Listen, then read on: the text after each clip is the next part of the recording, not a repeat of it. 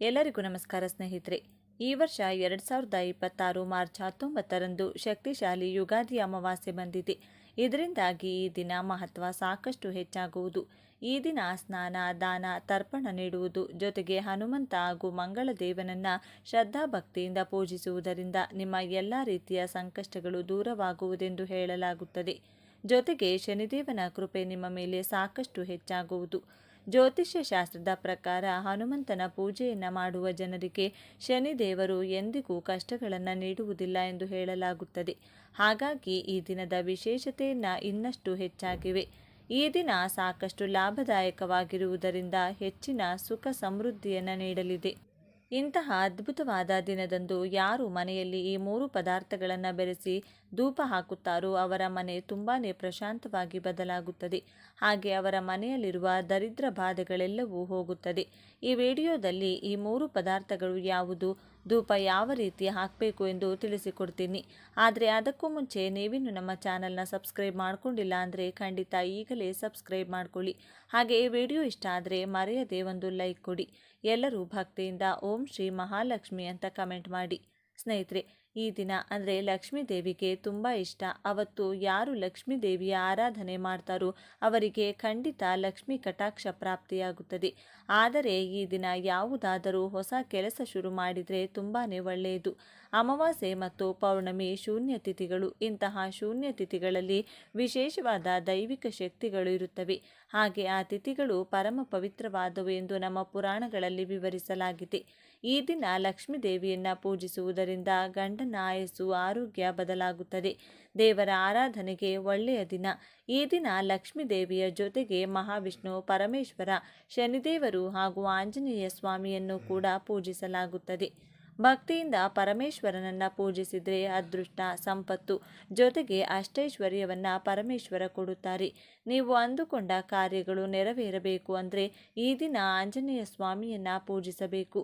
ಈ ದಿನ ಆಂಜನೇಯ ಸ್ವಾಮಿಯನ್ನು ಪೂಜಿಸೋದ್ರಿಂದ ಸಂಪತ್ತಿನ ಜೊತೆಗೆ ನೀವು ಅಂದುಕೊಂಡ ಕೆಲಸಗಳು ಬೇಗನೆ ಪೂರ್ತಿಯಾಗುತ್ತದೆ. ಅದಕ್ಕಾಗಿ ನೀವು ಆಂಜನೇಯ ಸ್ವಾಮಿಯ ದೇವಸ್ಥಾನಕ್ಕೆ ಹೋಗಿ ಅವರಿಗೆ ತುಪ್ಪದ ದೀಪ ಹಚ್ಚಿ 18 ಪ್ರದಕ್ಷಿಣೆಯನ್ನು ಹಾಕಬೇಕಾಗುತ್ತದೆ. ಈ ದಿನ ಮಹಾವಿಷ್ಣುವನ್ನು ಪೂಜಿಸೋದ್ರಿಂದ ಆರ್ಥಿಕ ಸಮಸ್ಯೆಗಳು ಹೋಗಿ ಆಯಸ್ಸು, ಆರೋಗ್ಯ ಹೆಚ್ಚಾಗುತ್ತದೆ. ಈ ದಿನ ಮನೆಯಲ್ಲಿ ಮೃತಪಟ್ಟ ಪೂರ್ವಿಕರನ್ನು ಪೂಜಿಸೋದ್ರಿಂದ ಅವರು ಸಂತೃಪ್ತಿ ಹೊಂದುತ್ತಾರೆ. ಈ ದಿನ ಪಿತೃದೇವತೆಗಳು ಮನೆಗೆ ಬರುತ್ತಾರೆಂದು ಹಿಂದೂಗಳು ನಂಬುತ್ತಾರೆ. ಆರ್ಥಿಕ ಪರಿಸ್ಥಿತಿ ಚೆನ್ನಾಗಿಲ್ಲದವರು ಈ ದಿನ ನಿಮ್ಮ ಪೂರ್ವಿಕರ ಫೋಟೋಗಳಿಗೆ ನಮಸ್ಕಾರ ಮಾಡಿ ಭಕ್ತಿಯಿಂದ ಅವರನ್ನು ಪೂಜೆ ಮಾಡಿಕೊಂಡು ಮನಸ್ಸಿನಲ್ಲಿ ನಿಮ್ಮ ಕೋರಿಕೆ ಹೇಳಿಕೊಂಡ್ರೆ ಓಂ ಲಕ್ಷ್ಮೀ ನಮಃ ಎಂಬ ಮಂತ್ರವನ್ನು ಬೆಳಿಗ್ಗೆ, ಮಧ್ಯಾಹ್ನ ಹಾಗೂ ರಾತ್ರಿ ಮಲಗುವ ಮುಂಚೆ 5 ಸಲ ಭಕ್ತಿಯಿಂದ ಜಪಿಸಿದರೆ ಲಕ್ಷ್ಮೀ ದೇವಿಯ ಅನುಗ್ರಹದಿಂದ ಸಿರಿ ಸಂಪತ್ತು ಪ್ರಾಪ್ತಿಯಾಗುತ್ತದೆ. ಈ ದಿನ ಶನಿದೇವರನ್ನು ಪೂಜಿಸೋದ್ರಿಂದ ಶನಿದೋಷ ಹೋಗಿ ಮನೆಯಲ್ಲಿರುವ ಕಷ್ಟಗಳೆಲ್ಲವೂ ಹೊರಟು ಹೋಗುತ್ತದೆ. ಇನ್ನು ಈ ದಿನ ಈ 3 ಪದಾರ್ಥಗಳನ್ನು ಬೆರೆಸಿ ಧೂಪ ಹಾಕೋದ್ರಿಂದ ನಮಗೆ ಅದ್ಭುತವಾದ ಫಲ ಬರುವುದು ಸ್ವಂತ ನಾವೇ ಗಮನಿಸಬಹುದಾಗಿದೆ. ಹಾಗೆ ನಮಗಿರುವಂತಹ ದರಿದ್ರ, ಕಷ್ಟಗಳು ಎಲ್ಲವೂ ಹೋಗಿ ಲಕ್ಷ್ಮೀ ದೇವಿಯ ಆಶೀರ್ವಾದ ಕೂಡ ಪಡೆದುಕೊಳ್ಳಬಹುದು. ಹಾಗಾಗಿ ಈ ಶಕ್ತಿಯುತವಾದ ದಿನದಂದು ಈ ಅದ್ಭುತವಾದ ಧೂಪವನ್ನು ನಿಮ್ಮ ಮನೆಯಲ್ಲಿ ತಪ್ಪದೆ ಹಾಕಿ. ಈ ಧೂಪ ಹಾಕಿದ ಮೇಲೆ ನಿಮಗೆ ಬರುವಂತಹ ಫಲವನ್ನು ನೀವೇ ನೋಡಿ ಆಶ್ಚರ್ಯಪಡುತ್ತೀರಿ. ಹಾಗೆ ನಿಮ್ಮ ಮನೆಯಲ್ಲಿ ಇನ್ಮುಂದೆ ಹಣದ ಸಮಸ್ಯೆ ಕೂಡ ಇರುವುದಿಲ್ಲ. ದೃಷ್ಟಿದೋಷಗಳು, ದೊಡ್ಡ ದೊಡ್ಡ ಸಮಸ್ಯೆಗಳು ಹಾಗೂ ನಮ್ಮನ್ನು ದ್ವೇಷಿಸುವವರು ನಮ್ಮ ಮೇಲೆ ಮಾಡುವಂಥ ಕೆಟ್ಟ ಪ್ರಯೋಗಗಳನ್ನು ಕೂಡ ನಾವು ಈ ದಿನ ನಿವಾರಿಸಿಕೊಳ್ಳಬಹುದು. ತುಂಬ ಜನರಿಗೆ ಮನೆಯಲ್ಲಿ ಗಲಾಟೆಗಳು, ಸಮಸ್ಯೆಗಳು, ಹಣದ ಕೊರತೆ, ಆರೋಗ್ಯ, ನೆಮ್ಮದಿ ಇಲ್ಲದಿರುವುದು, ಮಕ್ಕಳ ವಿದ್ಯಾಭ್ಯಾಸದಲ್ಲಿ ಸಮಸ್ಯೆ, ಕೆಲಸದಲ್ಲಿ ಸಮಸ್ಯೆ, ವ್ಯಾಪಾರದಲ್ಲಿ ಸಮಸ್ಯೆ, ಹೀಗೆ ಯಾವುದೋ ಒಂದು ಸಮಸ್ಯೆ ಇರುತ್ತದೆ. ನಿಮ್ಮ ಮನೆಯಲ್ಲೂ ಕೂಡ ಇದರಲ್ಲಿ ಯಾವುದಾದರೂ ಸಮಸ್ಯೆ ಇದ್ದರೆ ಈ ದಿನ ನಾನು ಹೇಳೋ ರೀತಿಯಲ್ಲಿ ತಪ್ಪದೆ ಧೂಪ ಹಾಕಿ. ನಿಮಗೆ ಅಂಗಡಿ ಇದ್ದರೆ ಅಲ್ಲೂ ಕೂಡ ಈ ಧೂಪವನ್ನು ಹಾಕಿ. ಎಷ್ಟು ಬೇಗನೆ ನಿಮ್ಮ ಸಮಸ್ಯೆಗಳು ಹೊರಟು ಹೋಗುತ್ತದೆ ಅನ್ನೋದನ್ನು ನೀವೇ ನೋಡ್ತೀರಿ. ಈ ಸಲ ಹುಣ್ಣಿಮೆ ತಿಥಿ, ವಾರ, ನಕ್ಷತ್ರ ಎಲ್ಲವೂ ಕೂಡ ಅದ್ಭುತವಾಗಿ ಬಂದಿದೆ. ಹಾಗಾಗಿ ಈ ದಿನ ಮಾಡುವಂಥ ಯಾವ ಪರಿಹಾರ ಕೂಡ ಒಳ್ಳೆಯ ಫಲವನ್ನು ಕೊಡುತ್ತದೆ. ಈ ದಿನ ಈ 3 ಪದಾರ್ಥಗಳನ್ನು ಬೆರೆಸಿ ಧೂಪ ಹಾಕೋದ್ರಿಂದ ಮನೆಯಲ್ಲಿ ತುಂಬ ಒಳ್ಳೆಯದು ನಡೆಯುತ್ತದೆ. ಯಾಕೆಂದರೆ ಪ್ರತಿಯೊಬ್ಬರ ಮನೆಯೊಳಗೂ ಬಾತ್ರೂಮ್ಗಳಿರುತ್ತವೆ. ನಾವು ಹೊರಗಡೆ ಎಲ್ಲ ಕಡೆ ಓಡಾಡಿ ಮನೆಗೆ ಬಂದು ಬಾತ್ರೂಮ್ ಒಳಗೆ ಕಾಲು ತೊಳೆದುಕೊಳ್ತೀವಿ. ನಾವು ಹೊರಗಡೆಯಿಂದ ಮನೆಗೆ ಬರುವಾಗ ನಮ್ಮ ಜೊತೆ ಹೊರಗಿರುವಂಥ ನೆಗೆಟಿವ್ ಎನರ್ಜಿ ಕೂಡ ಮನೆಯೊಳಗೆ ಬರುತ್ತದೆ. ನಮ್ಮ ಕಣ್ಣಿಗೆ ಅದು ಕಾಣಿಸದಿರುವುದರಿಂದ ನಾವು ಅದನ್ನು ಗಮನಿಸುವುದಿಲ್ಲ. ಹಾಗೆ ನಮ್ಮ ಮನೆಯೊಳಗೆ ಬರುವವರು ಕೆಟ್ಟವರು ಒಳ್ಳೆಯವರು ಇಬ್ಬರು ಇರುತ್ತಾರೆ. ಅವರ ಜೊತೆ ಬರುವಂಥ ನೆಗೆಟಿವ್ ಎನರ್ಜಿ ಕೂಡ ನಮ್ಮ ಮನೆಯೊಳಗೆ ಪ್ರವೇಶಿಸುತ್ತದೆ.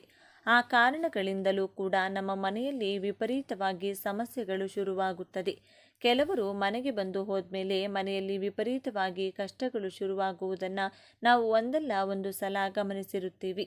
ಆ ರೀತಿ ಆಗೋಕೆ ಕಾರಣ ಏನೆಂದರೆ, ಅವರ ಮೈಯೊಳಗೆ ಯಾವುದಾದರೂ ನೆಗೆಟಿವ್ ಎನರ್ಜಿ ಇದ್ದರೆ ಅವರು ನಮ್ಮ ಮನೆಯೊಳಗೆ ಬಂದಾಗ ಆ ನೆಗೆಟಿವ್ ಎನರ್ಜಿ ಅವರ ಮೈಯಿಂದ ಹೊರಬಂದು ನಮ್ಮ ಮನೆಯೊಳಗೆ ಉಳಿದು ಹೋಗುತ್ತದೆ. ಹಿಂದಿನ ಕಾಲದಲ್ಲಾದರೆ ಹೊರಗಿಂದ ಮನೆಗೆ ಬರಬೇಕು ಅಂದರೆ ಕಾಲು ತೊಳೆದುಕೊಂಡು ಮನೆಯೊಳಗೆ ಕಾಲಿಡುತ್ತಿದ್ದರು. ಈಗಲೂ ಕೂಡ ಕೆಲವು ಮನೆಗಳಲ್ಲಿ ಇದೇ ಆಚಾರ ಪಾಲಿಸುತ್ತಾರೆ. ದೇವಸ್ಥಾನಗಳಲ್ಲೂ ಕೂಡ ಇದೇ ಕಾರಣದಿಂದಲೇ ಕಾಲು ತೊಳೆದುಕೊಂಡು ಒಳಗೆ ಬರುವ ಆಚಾರ ಇಡಲಾಗಿದೆ.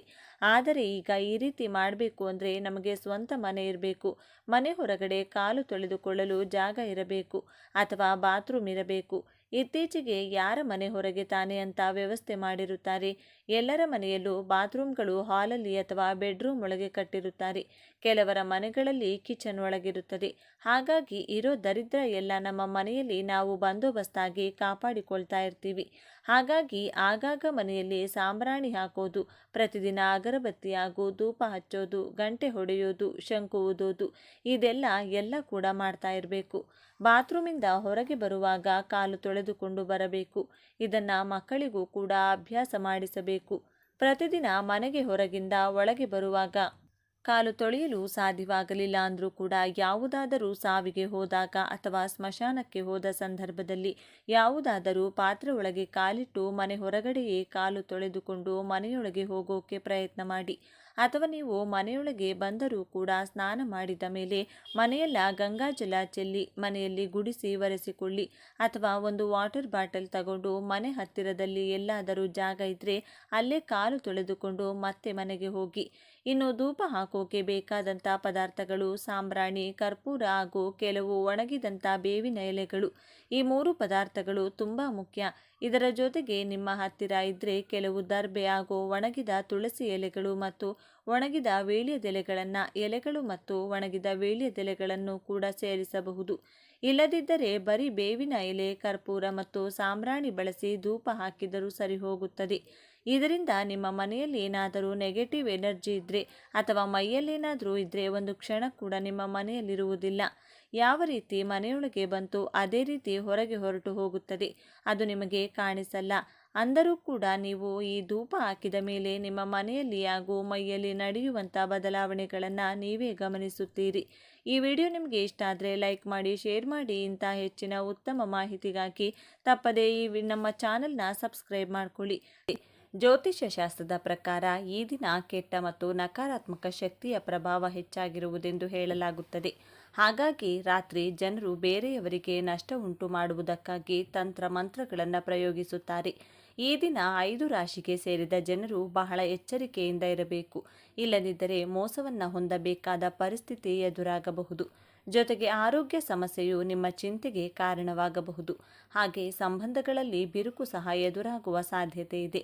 ಹಾಗಾಗಿ ಯಾವ ರಾಶಿಗೆ ಸೇರಿದ ಜನರು ಬಹಳ ಜೋಪಾನವಾಗಿರಬೇಕಾಗುತ್ತದೆ ಎನ್ನುವ ಬಗ್ಗೆ ಸಂಪೂರ್ಣ ಮಾಹಿತಿ ನೋಡೋಣ ಬನ್ನಿ. ಇನ್ನು ಈ ಶಕ್ತಿಯುತವಾದ ದಿನದಂದು ಕೇವಲ ಈ ಒಂದು ಮರವನ್ನು ಪೂಜೆ ಮಾಡಿದರೆ ಸಾಕು, 7 ತಲೆಮಾರುಗಳವರೆಗೂ ಕರಗದಷ್ಟು ಹಣ ಬರುತ್ತದೆ. ನಿಮ್ಮ ಜೀವನದಲ್ಲಿರುವ ಬಡತನ ಪೂರ್ತಿಯಾಗಿ ಹೊರಟು ಹೋಗುತ್ತದೆ. ಕಷ್ಟಗಳು, ಆರ್ಥಿಕ ಸಮಸ್ಯೆಗಳು ಎಲ್ಲವೂ ಹೋಗುತ್ತದೆ. 1 ವರ್ಷದವರೆಗೂ ಹಣಕ್ಕೆ ಯಾವ ಲೋಪವೂ ಇರುವುದಿಲ್ಲ. ಲಕ್ಷ್ಮೀದೇವಿಯ ಅನುಗ್ರಹ ಸಿಗುತ್ತದೆ ಎಂದು ನಮ್ಮ ಪೂರ್ವಿಕರು ಹೇಳಿದ್ದಾರೆ. ಹಾಗಾದರೆ ಯಾವ ಮರವನ್ನು ಪೂಜೆ ಮಾಡಬೇಕು ಅಂತ ಈ ವಿಡಿಯೋದಲ್ಲಿ ನಾವು ತಿಳಿದುಕೊಳ್ಳೋಣ. ಆದರೆ ಅದಕ್ಕೂ ಮುಂಚೆ ನೀವಿನ್ನು ನಮ್ಮ ಚಾನಲ್ನ ಸಬ್ಸ್ಕ್ರೈಬ್ ಮಾಡಿಕೊಂಡಿಲ್ಲ ಅಂದರೆ ಖಂಡಿತ ಈಗಲೇ ಸಬ್ಸ್ಕ್ರೈಬ್ ಮಾಡ್ಕೊಳ್ಳಿ. ಹಾಗೆ ಈ ವಿಡಿಯೋ ಇಷ್ಟ ಆದರೆ ಮರೆಯದೆ ಒಂದು ಲೈಕ್ ಕೊಡಿ. ಎಲ್ಲರೂ ಭಕ್ತಿಯಿಂದ ಓಂ ಶ್ರೀ ಮಹಾಲಕ್ಷ್ಮಿ ನಮಃ ಅಂತ ಕಮೆಂಟ್ ಮಾಡಿ. ಮಿಥುನ ರಾಶಿ. ಜ್ಯೋತಿಷ್ಯ ಶಾಸ್ತ್ರದ ಪ್ರಕಾರ ಮಿಥುನ ರಾಶಿಗೆ ಸೇರಿದ ಜನರು ಬೇರೆ ವ್ಯಕ್ತಿಗಳೊಂದಿಗೆ ಯಾವುದಾದರೂ ವಿಚಾರಕ್ಕೆ ವಾದ ವಿವಾದ ಅಥವಾ ಜಗಳಕ್ಕೆ ಒಳಗಾಗುವ ಸಂಭವವಿದೆ. ಹಾಗಾಗಿ ಈ ಅವಧಿಯಲ್ಲಿ ನೀವು ಧೈರ್ಯ ಮತ್ತು ಶಾಂತವಾಗಿರುವ ಮೂಲಕ ಕೆಲಸವನ್ನು ಮಾಡುವುದು ಉತ್ತಮ. ಈ ಸಮಯದಲ್ಲಿ ಆಸ್ತಿಗೆ ಸಂಬಂಧಿಸಿದಂಥ ವಿವಾದವು ನಿಮ್ಮ ತಲೆನೋವಿಗೆ ಕಾರಣವಾಗಬಹುದು. ಹಾಗಾಗಿ ಈ ಅವಧಿಯಲ್ಲಿ ನೀವು ಬಹಳ ಎಚ್ಚರಿಕೆಯಿಂದ ಇರಬೇಕಾದ ಅವಶ್ಯಕತೆ ಇದೆ. ಈ ಅವಧಿಯಲ್ಲಿ ಮಿಥುನ ರಾಶಿಗೆ ಸೇರಿದ ಜನರು ಧೈರ್ಯವಂತರಾಗಿ ನಿಮ್ಮ ಕೆಲಸಗಳನ್ನು ಮಾಡಬೇಕಾಗುತ್ತದೆ. ಈ ದಿನ ನೀವು ಬೇರೆಯವರ ಮೇಲೆ ಹೆಚ್ಚಿನ ನಂಬಿಕೆಯನ್ನಿಡುವ ಬದಲು ನೀವೇ ಸರಿಯಾಗಿ ಪರಿಶೀಲಿಸಿ ನಿರ್ಧಾರವನ್ನು ತೆಗೆದುಕೊಳ್ಳುವುದು ಉತ್ತಮ. ಕಟಕ ರಾಶಿ.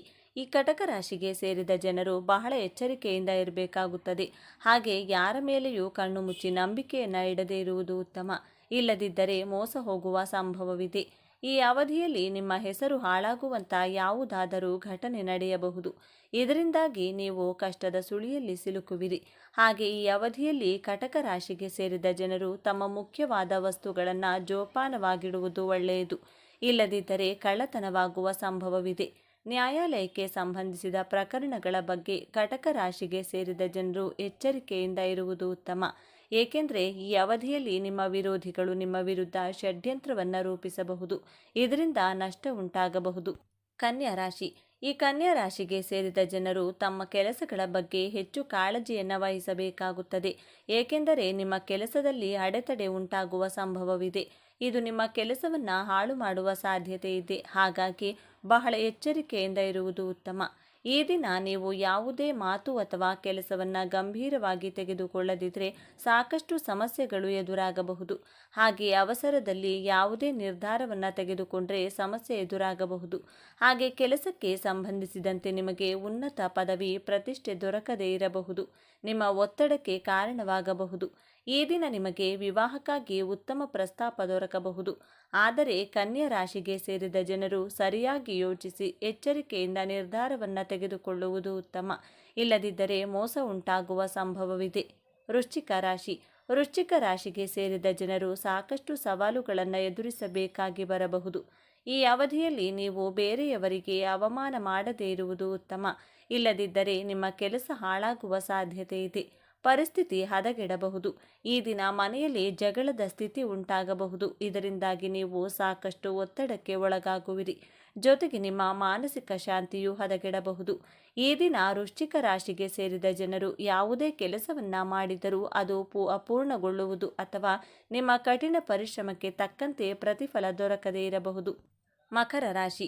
ಮಕರ ರಾಶಿಗೆ ಸೇರಿದ ಜನರು ಮಾನಸಿಕವಾಗಿ ಸಾಕಷ್ಟು ಏರಿಳಿತವನ್ನು ಹೊಂದಬಹುದು. ನಿಮ್ಮ ಮನಸ್ಸಿನಲ್ಲಿ ಒತ್ತಡ ಹೆಚ್ಚಾಗಬಹುದು. ಹಾಗೆ ನೀವಂದುಕೊಂಡಂತಹ ಕೆಲಸ ಮಾಡಲು ಅಸಾಧ್ಯವಾಗಬಹುದು. ಹಾಗೆ ನಿಮಗೆ ಹೆಚ್ಚಿನ ಸವಾಲು ಅಥವಾ ಕಷ್ಟಗಳು ಎದುರಾಗುವ ಸಂಭವವಿದೆ. ಆದ್ದರಿಂದ ಈ ದಿನ ನೀವು ನಿಮ್ಮ ಕೆಲಸಗಳ ಬಗ್ಗೆ ಹೆಚ್ಚಿನ ಗಮನ ನೀಡಿ ಮತ್ತು ನಿಮ್ಮ ಮೇಲೆ ಹೆಚ್ಚಿನ ನಂಬಿಕೆ ಇಡುವುದು ಉತ್ತಮ. ಜೊತೆಗೆ ಯಾವುದೇ ವಿಚಾರದ ಬಗ್ಗೆ ಹೆಚ್ಚು ಯೋಚನೆಯನ್ನು ಮಾಡದೇ ಇರುವುದು ಒಳ್ಳೆಯದು. ನಾವು ಅಂದುಕೊಂಡಂತೆ ಎಲ್ಲ ವಿಚಾರಗಳು ಯಾವಾಗಲೂ ನಡೆಯುವುದಿಲ್ಲ ಎಂಬುದನ್ನು ಅರ್ಥ ಮಾಡಿಕೊಳ್ಳಬೇಕು. ಹಾಗಾಗಿ ಹೆಚ್ಚು ಯೋಚನೆಗಳನ್ನು ಮಾಡುವ ಮೊದಲು ನಿಮ್ಮ ಮುಖ್ಯವಾದ ಕೆಲಸಗಳ ಬಗ್ಗೆ ಗಮನ ನೀಡುವುದು ಒಳ್ಳೆಯದು. ಮನಸ್ಸನ್ನು ಏಕಾಗ್ರತೆಯೊಂದಿಗೆ ಮತ್ತು ಶಾಂತಿಯುತವಾಗಿರಿಸಲು ಯೋಗ, ಧ್ಯಾನ, ಪ್ರಾಣಾಯಾಮವನ್ನು ಮಾಡುವುದು ಉತ್ತಮ. ಇನ್ನು ಇವತ್ತು ಪ್ರತ್ಯೇಕವಾಗಿ ಆಲದ ಮರಕ್ಕೆ ಪೂಜೆ ಮಾಡಲಾಗುತ್ತದೆ. ತುಂಬ ಜನ ಕನ್ಫ್ಯೂಸ್ ಮಾಡಿಕೊಂಡು ಅರಳಿ ಮರಕ್ಕೆ ಪೂಜೆ ಮಾಡ್ತಾರೆ. ಆದರೆ ಇವತ್ತು ಅರಳಿ ಮರ ಅಲ್ಲ, ಆಲದ ಮರಕ್ಕೆ ಪೂಜೆ ಮಾಡಬೇಕು. ಆಲದ ಮರದ ಸುತ್ತ 5 ಸಲ ದಾರದಿಂದ ಸುತ್ತಿ ಸ್ವಲ್ಪ ಹಾಲನ್ನು ಆಲದ ಮರಕ್ಕೆ ಸಮರ್ಪಿಸಬೇಕು. ಇದನ್ನೇ ವಟಸಾವಿತ್ರಿ ವ್ರತ ಅಂತ ಕರೀತಾರೆ. ಒಂದು ಆಲದ ಮರ ಇದ್ದರೆ ಅದರ ಪಕ್ಕದಲ್ಲಿ ಆಲದ ಮರಗಳು ವಿಸ್ತರಿಸುತ್ತಾ ಹೋಗುತ್ತವೆ. ಯಾರು ಆಲದ ಮರಕ್ಕೆ ಪೂಜೆ ಮಾಡ್ತಾರೋ ಅವರಿಗೆ ಸೌಭಾಗ್ಯ, ಸಂತಾನ ಪ್ರಾಪ್ತಿಯಾಗುವುದರ ಜೊತೆಗೆ ಅವರ ವಂಶ ಕೂಡ ಆಲದ ಮರ ಯಾವ ರೀತಿ ವಿಸ್ತರಿಸುತ್ತದೋ ಆ ರೀತಿ ಬೆಳೆಯುತ್ತದೆ ಅಂತ ನಂಬಲಾಗುತ್ತದೆ. ಆಲದ ಮರದಲ್ಲಿ ತ್ರಿಮೂರ್ತಿಗಳು ವಾಸವಿರುತ್ತಾರೆ. ವಟಸಾವಿತ್ರಿ ವ್ರತ ಆಚರಿಸಿ ಸತಿ ಸಾವಿತ್ರಿ ಆಕೆಯ ಗಂಡನ ಪ್ರಾಣವನ್ನ ಇದೇ ಆಲದ ಮರದ ಕೆಳಗೆ ಕಾಪಾಡಿಕೊಂಡಿದ್ದು. ಹಾಗಾಗಿ ಅವಿವಾಹಿತ ಹೆಣ್ಣು ಮಕ್ಕಳು ಒಳ್ಳೆಯ ಗಂಡನಿಗಾಗಿ, ವಿವಾಹಿತ ಹೆಣ್ಣು ಮಕ್ಕಳು ಪುರುಷನಿಗೆ ಒಳ್ಳೆಯ ಬುದ್ಧಿ, ಐಶ್ವರ್ಯ ಹಾಗೂ ಆಯಸ್ಸು ಹೆಚ್ಚು ಮಾಡಿಕೊಳ್ಳುವುದಕ್ಕಾಗಿ, ಸಂತಾನ ಇಲ್ಲದವರು ಸಂತಾನ ಪಡೆಯುವುದಕ್ಕಾಗಿ, ಅವರ ವಂಶ ವೃಕ್ಷವನ್ನು ಬೆಳೆಸಿಕೊಳ್ಳುವುದಕ್ಕಾಗಿ ಈ ವ್ರತವನ್ನು ಮಾಡುತ್ತಾರೆ. ಹಾಗಾಗಿ ತಪ್ಪದೆ ಎಲ್ಲರೂ ಕೂಡ ಆಲದ ಮರಕ್ಕೆ ಪೂಜೆ ಮಾಡೋಕೆ ಟ್ರೈ ಮಾಡಿ. ಇನ್ನು ವಟಸಾವಿತ್ರಿ ವ್ರತ ಯಾವ ರೀತಿ ಮಾಡಬೇಕು ಅಂದರೆ, ಮೊದಲು ಆಲದ ಮರದ ಹತ್ತಿರ ಹೋಗಿ ನಮಸ್ಕಾರ ಮಾಡಿಕೊಂಡು ಮರಕ್ಕೆ ಸ್ವಲ್ಪ ನೀರು ಹಾಕಬೇಕು. ನಂತರ ಆಲದ ಮರಕ್ಕೆ ಸ್ವಲ್ಪ ಅರಿಶಿನ ಕುಂಕುಮ ಹಚ್ಚಬೇಕು. ಬಳಿಕ ಒಂದು ಅರಿಶಿನ ಹಾಗೂ ಒಂದು ಕೆಂಪು ದಾರವನ್ನು ಆಲದ ಮರಕ್ಕೆ 5 ಸಲ ಸುತ್ತಬೇಕು. ನೀವು ಅಂಗಡಿಯಲ್ಲಿ ದಾರ ತಗೊಳ್ಳೋ ಬದಲು ಮನೆಯಲ್ಲೇ ಬೇಕಿದ್ರೆ ಒಂದು ಬಿಳಿ ದಾರ ತಗೊಂಡು ಅರಿಶಿನ ಹಾಗೂ ಕುಂಕುಮ ಹಚ್ಚಿ 2 ದಾರಗಳನ್ನು ರೆಡಿ ಮಾಡಿಕೊಳ್ಳಿ. 2 ದಾರಗಳನ್ನು ಒಟ್ಟಿಗೆ ಸೇರಿಸಿ ಮರಕ್ಕೆ ಪ್ರದಕ್ಷಿಣೆ ಮಾಡ್ತಾ 5 ಸಲ ದಾರವನ್ನು ಸುತ್ತಿ. ಅಂದರೆ 5 ಸಲ ಪ್ರದಕ್ಷಿಣೆ ಕೂಡ ಮಾಡಿದಂತಾಯಿತು. ಪ್ರದಕ್ಷಿಣೆ ಮಾಡುವಷ್ಟು ಸಮಯ ಕೂಡ ಓಂ ವಟಸಾವಿತ್ರೇ ನಮಃ ಅಂತ ಹೇಳಿ ದಾರ ಸುತ್ತಿ ನಮಸ್ಕಾರ ಮಾಡಿಕೊಳ್ಳಿ. ಬಳಿಕ ಸ್ವಲ್ಪ ಹಾಲನ್ನು ಮರಕ್ಕೆ ಹಾಕಿ ಅದರ ನಂತರ ಮರಕ್ಕೆ ಆರತಿಯನ್ನು ಮಾಡಿ ಬಳಿಕ ಅಲ್ಲೇ ಮರದ ಮುಂದೆ 5 ಜನ ಮುತ್ತೈದೆಯರಿಗೆ ತಾಂಬೂಲ ಕೊಡಬೇಕು. ಇಷ್ಟು ಮಾಡಿದರೆ ನಿಮ್ಮ ವಟಸಾವಿತ್ರಿ ವ್ರತ ಪೂರ್ತಿಯಾಯಿತು. ಒಂದು ವೇಳೆ ಯಾರಿಗಾದರೂ ಆಲದ ಮರದ ಹತ್ರ ಹೋಗುವ ಅವಕಾಶ ಸಿಕ್ಕಿಲ್ಲ ಅಂದರೆ ಯೋಚನೆ ಮಾಡೋಕೆ ಹೋಗಬೇಡಿ. ಮನೆಯಲ್ಲೇ ಸಿಂಪಲ್ ಆಗಿ ಈ ರೀತಿ ಮಾಡಿದರೂ ಕೂಡ ವಟಸಾವಿತ್ರಿ ವ್ರತ ಮಾಡಿದಷ್ಟೇ ಫಲ ನಿಮಗೆ ಸಿಗುತ್ತದೆ. ಮೊದಲಿಗೆ ಒಂದು ವೇಳೆಯದೆಲೆ ತಗೊಂಡು ಅದರ ಮೇಲೆ ಅರಿಶಿನ ಹಾಗೂ ನೀರು ಬೆರೆಸಿ ತಯಾರಿಸಿದಂಥ ಒಂದು ಉಂಡೆಯನ್ನು ಇಡಿ. ಆ ಅರಿಶಿನ ಉಂಡೆಯನ್ನು ತ್ರಿದೇವತೆಗಳು ಮತ್ತು ಆಲದ ಮರದ ಸ್ವರೂಪ ಅಂದರೆ ತ್ರಿಮೂರ್ತಿಗಳ ಸ್ವರೂಪದಂತೆ ಊಹಿಸಿಕೊಂಡು ಅದನ್ನು ನಿಮ್ಮ ದೇವರ ಮನೆಯಲ್ಲಿಟ್ಟು ಓಂ ವಟಸಾವಿತ್ರೇ ನಮಃ ಎಂಬ ಮಂತ್ರವನ್ನು 21 ಸಲ ಹೇಳ್ತಾ ಒಂದೊಂದು ಸಲ ಹೇಳಿದಾಗಲೂ ಅದರ ಮೇಲೆ ಅಕ್ಷತೆ ಕಾಳುಗಳನ್ನು ಸಮರ್ಪಿಸುತ್ತಾ ಇರಿ. ಕೊನೆಯಲ್ಲಿ ಆ ಅರಿಶಿನ ಉಂಡೆಗೆ ಆರತಿ ಕೊಡಿ. ನಿಮಗೆ ಸಾಧ್ಯ ಆದರೆ ಆಲದ ಮರದ ಹತ್ರ ಹೋಗಿ ಪೂಜೆಯನ್ನು ಮಾಡಿಕೊಳ್ಳಿ. ಸಾಧ್ಯ ಆಗಿಲ್ಲ ಅನ್ನೋರು ಈ ರೀತಿ ಮನೆಯಲ್ಲೇ ಮಾಡಿಕೊಳ್ಳಿ. ಇನ್ನು ಈ ದಿನ ಮಾಡಬೇಕಾದ ಮತ್ತೊಂದು ಕೆಲಸ ಅಂದರೆ ಬೆಳಿಗ್ಗೆ ಅಥವಾ ಸಂಜೆಯ ಸಮಯದಲ್ಲಿ ಈ ದಿನ ಮನೆಯಲ್ಲಿ ಧೂಪವನ್ನು ಹಾಕಬೇಕು. ನೀವು ಹಾಕುವಂತಹ ಧೂಪಕ್ಕೆ ಬಿಳಿ ಸಾಸಿವೆಯನ್ನು ಬಳಸಬೇಕು. ಬಿಳಿ ಸಾಸಿವೆಗೆ ಭಯಂಕರವಾದಂತಹ ನಕಾರಾತ್ಮಕ ಶಕ್ತಿಗಳನ್ನು ಮನೆಯಿಂದ ಹೊರ ಹಾಕುವಂಥ ಶಕ್ತಿ ಇರುತ್ತದೆ. ಆದ್ದರಿಂದ ಈ ರೀತಿ ಬಿಳಿ ಸಾಸಿವೆಯನ್ನು ಬಳಸಿ ಧೂಪ ಹಾಕಿದರೆ ತುಂಬ ಒಳ್ಳೆಯದು. ಹಾಗೆಯೇ ನಿಮ್ಮ ಕೈನಲ್ಲಿ ಬಿಳಿ ಸಾಸಿವೆಯನ್ನು ಹಿಡಿದುಕೊಂಡು ನಿಮ್ಮ ಮನೆಯ ಹೊಸ್ತಿಲಿನ ಮುಂಭಾಗದಲ್ಲಿ ಮತ್ತಷ್ಟು ಸಾಧ್ಯವಾಗುತ್ತದೆ. ಅಂದರೆ ಮನೆಯ ಸುತ್ತಲೂ ಚೆಲ್ಲಬೇಕು. ಬಿಳಿ ಸಾಸಿವೆಯನ್ನು ಮನೆಯ ಬಾಗಿಲಿನ ಮುಂದೆ ಚೆಲ್ಲಬೇಕಾದ್ರೆ ಸುದರ್ಶನ ಮಂತ್ರವನ್ನು ಪಠಿಸಿ.